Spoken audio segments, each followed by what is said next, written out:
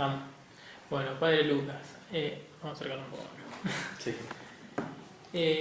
La idea es que nos cuente un poco sobre, en la actualidad, qué significa la Pascua y cuál es el mensaje que tiene, digamos, la Iglesia para... Bueno, la Semana Santa, ¿no es cierto? O sea, la Pascua, digamos, podríamos decir, es un proceso. La palabra Pascua significa paso, ¿no? Viene de una palabra hebrea, ¿no? Significa paso.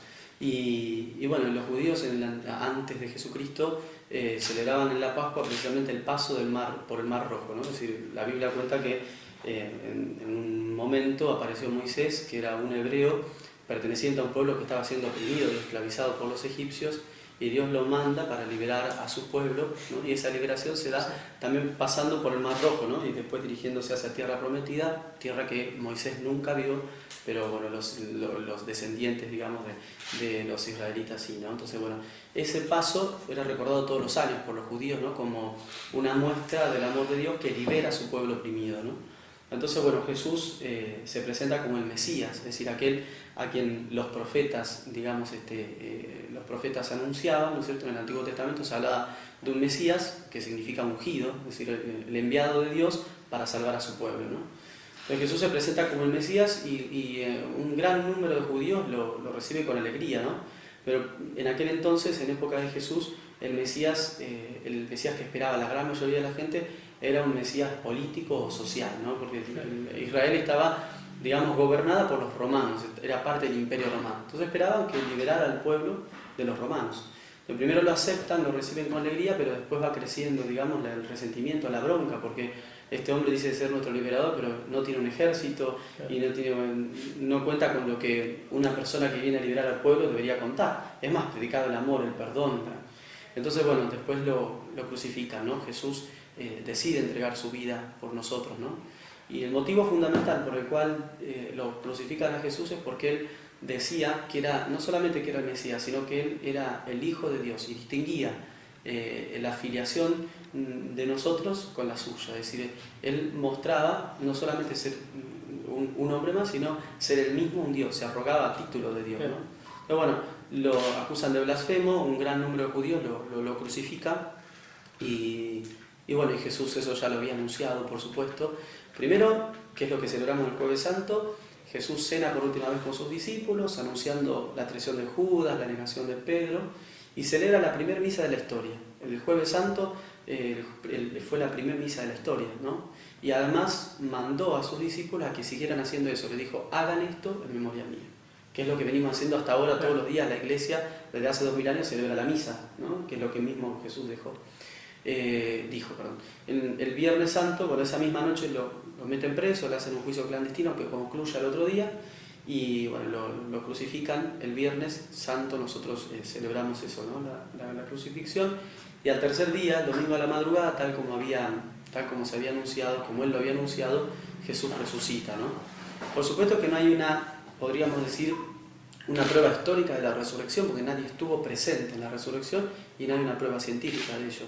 Pero sí hay testimonio, personas que, es decir, los apóstoles, 12 apóstoles, que dieron la vida, precisamente murieron mártires por anunciar que Jesús había resucitado y que verdaderamente era Dios, ¿no? Sí. Entonces, bueno, desde 2000 años la Iglesia se alimenta.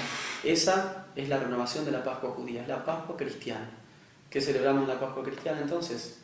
El paso de la muerte a la vida de Jesús y con él también de nuestra propia muerte a la vida, ¿no? Porque, es decir, el pecado, que es lo que nos mantiene lejos de Dios, es digamos lo que nosotros consideramos como que nos mata el alma, ¿no? Entonces la resurrección es eso, nos muestra que ni el pecado, ni el dolor, ni la muerte tienen la última palabra en nuestra vida, que estamos llamados a una resurrección y a una vida plena. Muy bien. Bueno... No sé si era eso lo que quería... No, sí, bastante completo fue. O sea, nos explicaste qué es la Pascua y qué nos brinda, qué nos da la Iglesia, cuál es el mensaje que nos... Hoy yo creo que el mensaje fundamental de la Iglesia es para aquellas personas, sobre todo, que sufren, ¿no? La Pascua, si hay algo que los hombres de todos los tiempos nos hemos preguntado, incluso los creyentes, incluso los curas, sí, nos hemos preguntado por qué si Dios es tan bueno existe el mal. ¿Por qué si Dios es tan bueno, permite que haya niños que mueran de hambre, permite que haya gente abusada, permite que... Un montón de cosas, ¿no? Una primera respuesta, podríamos decir, más de carácter teológico, es la libertad del hombre, el libre albedrío que afecta a los demás, ¿no? Claro. Incluso con las enfermedades, porque, por ejemplo, el cáncer, que es una enfermedad terrible, uno dice, ¿cómo una persona puede padecer cáncer? Esta persona no hizo nada malo, dice, ¿no? Y entonces, no es que hizo algo y su libre albedrío le trajo el cáncer. Pero sí el libre albedrío de otras personas hizo que se contaminara el agua, hizo que se contaminaran o que se le inyectaran cosas a los alimentos que uno ingiere, que van produciendo el cáncer. Por ejemplo, eso.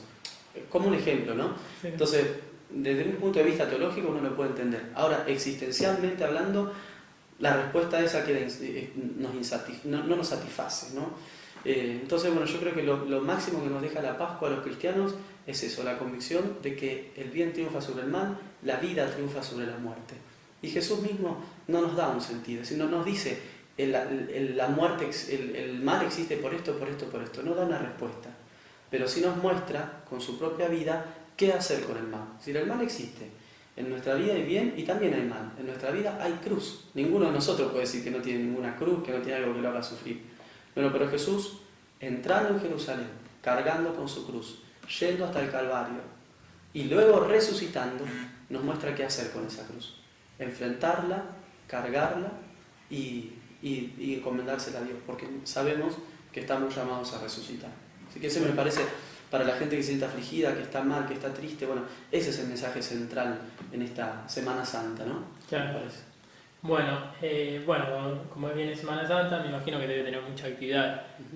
¿Nos podía contar un poco cuáles son, qué tienen pensado hacer? Bien. Sí, tenemos muchísima actividad acá en la parroquia. Además de las celebraciones, ¿no es cierto? El jueves, que es la última cena, es una misa muy bonita porque además digamos, de celebrar la institución de la Eucaristía, ¿no? de la comunión, de la misa, se hace el lavatorio de los pies. Van a pasar 12 chicos, que es porque Jesús en la última cena, luego de comer con sus discípulos, les lava los pies como signo de servicio.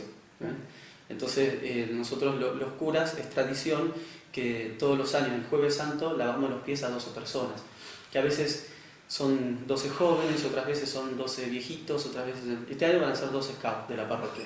Entonces, bueno, una ceremonia muy linda. Luego esa noche se hace a las 11 una recorrida por 7 iglesias, acompañando a Jesús, digamos, en los distintos momentos de sus últimas horas, digamos, ¿no? Sí. Lo que padeció en ese juicio de esa noche. Y luego el templo va a quedar abierto toda la noche hasta el otro día y continuado, ¿no? Va a haber gente toda la noche adorando al Santísimo, adorando la Eucaristía. Al otro día vamos a tener la celebración de a la mañana, a la tarde la celebración de la Pasión, que es a las 16 horas, y a las 20 horas, un Via Crucis por toda digamos de acá, por la calle hasta la Plaza de la Cruz, General Paz se llama, ¿no? Sí. Ahí está, a esa plaza. Y bueno, y es un Via Crucis interparroquial. Allá nos encontramos con las otras comunidades parroquiales. Eso el viernes. Y el sábado, a las 20 horas, una misa realmente hermosa, la más importante del año, porque es la primera misa que se celebra de la resurrección del año, ¿no? Se entra al templo a oscuras, hay que tener cuidado que ninguna señora se caiga, pero se entra al templo estando todo oscuro y de repente en un momento se prenden las luces y se empieza a cantar el Gloria, porque ahí se anuncia que Jesús resucitó. Es muy, muy linda esa ceremonia. Y tenemos para los jóvenes la Pascua Joven, jueves después del mediodía hasta el viernes a la noche, una convivencia donde además de participar de esas celebraciones, tenemos momentos de juego, momentos de reflexión, momentos de trabajo en grupo, momentos de salir a misionar. Entre el jueves y el viernes visitamos el Máximo Gil, los geriátricos, el hospital, la clínica, un montón de lugares, ¿no? Que bueno, los jóvenes los ayuda a darse cuenta que la Pascua no es para mí nada más, la Pascua es para todos, ¿no? Incluso para el que no cree, puede decir Jesús murió por todo, no es que murió por el que viene a misa nomás, o por el que está acá dentro en Pascua Joven. Y los niños tienen Pascua de los niños, 3 celebraciones también que los ayudan a ellos a vivir la Pascua de una manera distinta. El jueves a las 11 se representa el lavatorio de los pies. El viernes a las 11 un Via Crucis, que es una oración. El Via Crucis es una oración que van mostrando, digamos, paso a paso los momentos desde que Jesús lo condenan a muerte hasta que es sepultado, ¿no? Entonces son 14 estaciones que se hacen alrededor de la plaza con los niños también. Y el sábado no hay nada con los niños. El domingo a las 9:15 hay un santo barullo, que es invitamos a los niños a hacer hacer quilombo, Sí, disculpe sí. la expresión. Ustedes vienen con algo para hacer ruido y todo, nos encontramos acá en la parroquia y damos la vuelta a la plaza celebrando la alegría de Jesús resucitado. Nos van a amar los vecinos, por supuesto, Sí, sí. a las 9:15 de la mañana y a las 10 es ya la misa de resurrección con los chicos. Así que bueno, hay actividades para todos los gustos y todas las edades. Sí, Están claro. cargadísimas de actividades. Sí, sí, sí. Son, Muy son bueno. muchas. Sí. Bueno, también sobre los dichos de que la religión es el opio de los pueblos, estaría bueno que nos dé su opinión, que nos cuente qué sintió cuando leyó eso, cuando vio eso. Yo en realidad no leí ni vi. En realidad me dijeron hace poquito que salió un comunicado, pero no estoy al tanto de qué, ni de quién, ni quién lo firma. Me dijeron que era algo así como de un partido, Sí. no estoy al tanto bien. En realidad la religión es el opio de los pueblos, es una crítica que hizo Nietzsche hace ya un He tiempo. citado Sí, es un filósofo existencialista que a mí me parece muy interesante, que a mí me gusta mucho la filosofía. Nietzsche me parece muy interesante como crítica a lo que es nuestra fe también, ¿no? No creo, por supuesto, que sea así, pero me parece que es una buena crítica a una iglesia que en su momento, en época de Nietzsche al menos, estaba como muy enquistada en determinadas costumbres y no estaba saliendo afuera, ¿no? Hoy el Papa Francisco nos habla de que, dice que una iglesia que se queda encerrada es una iglesia enferma. Y a mí me parece que esas palabras son súper reales, ¿no? Es cierto, cuando la iglesia, cuando los grupos parroquiales se encierran, se empiezan a mirar y no dejan entrar a otro y no salen a misionar y a buscar y a llamar, entonces empezamos a mostrar un rostro viejo, podríamos decir, ¿no? Es decir, viejo no me refiero a gente que tiene avanzada edad, viejo me refiero a aferrado a costumbres que por ahí ya no sirven para ahora. Entonces a mí me parece que ese dicho de Nietzsche, ¿no es cierto?, de que la religión es el opio de los pueblos, venía bien y a veces en algunas determinadas estructuras de la iglesia también viene bien. ¿En qué sentido?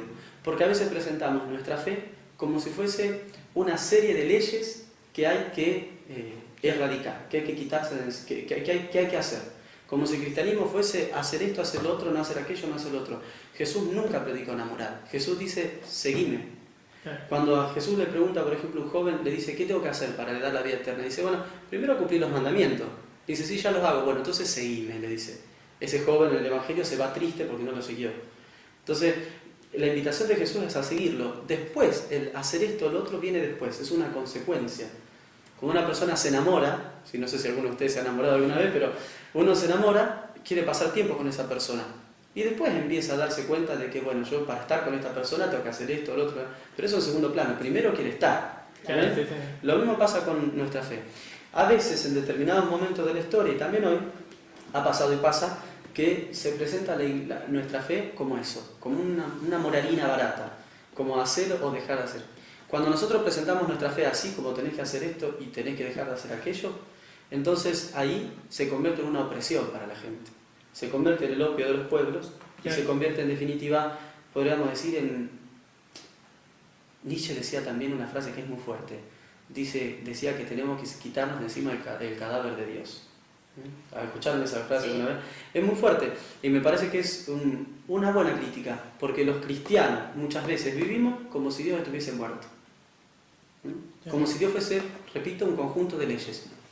Y cuando nosotros lo vivimos así, es lógico que otras personas vean eso, ¿no? Ahora, ¿qué pasa con las personas que se han enamorado verdaderamente de Cristo y han decidido seguirlo? Ustedes son jóvenes. Acá no sé si saben que en la parroquia tenemos movimientos para jóvenes que se llama un grupo La 207, la Pre-207, Cenáculo, Huella, hay un montón de cosas. Yo realmente, por ejemplo, este sábado vamos a empezar a preparar retiros, los retiros de esta primera mitad del año, y tenemos 60 jóvenes involucrados en esos retiros. Ninguno repite tarea. 60 jóvenes. Y dejamos un montón que no los convocamos para convocarlos a la segunda. Y yo veo realmente con sorpresa cómo se van enganchando y no pierden la normalidad. Y veo realmente cómo eran sus vidas antes y cómo es su vida ahora. Si yo veo a un joven, o una persona grande también, pero joven porque ustedes son jóvenes, yo veo a un joven que se haya acercado a la parroquia y realmente haya decidido seguir a Cristo y comparo su vida, cómo era antes y cómo es ahora, y realmente no puedo decir que la religión es el opio de los pueblos. En ese sentido, en ese joven, yo puedo ver que realmente Jesús lo ha liberado de un montón de ataduras, ¿no? Y eso entonces me parece que es un signo de que hoy en día Cristo vive y que si se lo presenta bien, deja de ser el opio, deja de ser un cadáver y pasa a ser una fuente de vida. Claro. O sea, en cierta forma lo que nos está dando a entender es que ese dicho pertenece a otro tiempo o a otras religiones, digamos, que no lo expresan bien. No, modo de vivir mal nuestra fe. Eso. Listo. Ahora, hoy en día somos libres y cualquiera puede seguir pensando que es el opio de los pueblos. Sí, Y a veces lo vivimos así, nosotros lo presentamos así a veces. Claro. Pero bueno, es cuestión de animarse. Yo creo que hay veces que uno tiene miedo. Miedo, digamos, la gente que piensa así, eso lógicamente no estoy juzgando a esas personas, simplemente estoy dando mi opinión, Claro. Estamos en democracia, cualquiera puede decir, ¿no es cierto?, y expresarse. Pero yo creo que en la mayoría de los casos, la gente que piensa así y se cierra tanto, digamos, entonces en el fondo no pueden encontrar verdadera plenitud en su vida. Pueden estar bien, pueden pasarla bien, pueden tener un bienestar, pero no pueden encontrar verdadera plenitud. Una vez una persona que no tenía fe, que piensa así de esta manera, hablando, perdió un hijo de unos 30 y pico de años, muy trágicamente, y me decía, ojalá yo tuviera fe, porque si tuviera fe tendría esperanza de verdad, entonces tendría un motivo para vivir, dice. Claro. Esa persona en el momento de la dificultad se dio cuenta que la religión no sería un opio para ella, al contrario, la falta de fe se convertía en el opio de los pueblos para ella. ¿Ven? Claro. Es lo que yo pienso. Sí. Después puedo charlar con el que sea. A mí la filosofía me encanta, así que si hay alguna persona que quiere charlar, no tengo ningún problema. Bueno, de mi parte ya estaría en este momento, pero algo más que quiera agregar, pues siempre. Nada, invitarlos a ustedes, cenáculo, en mayo se hace, y bueno, vos estás para jornada, porque ya estás más viejito. Claro. Sí, no. Jornada de retiro también que se hace como si fuese un cenáculo, pero más para, digamos, para tu vivencia. Claro. Todo.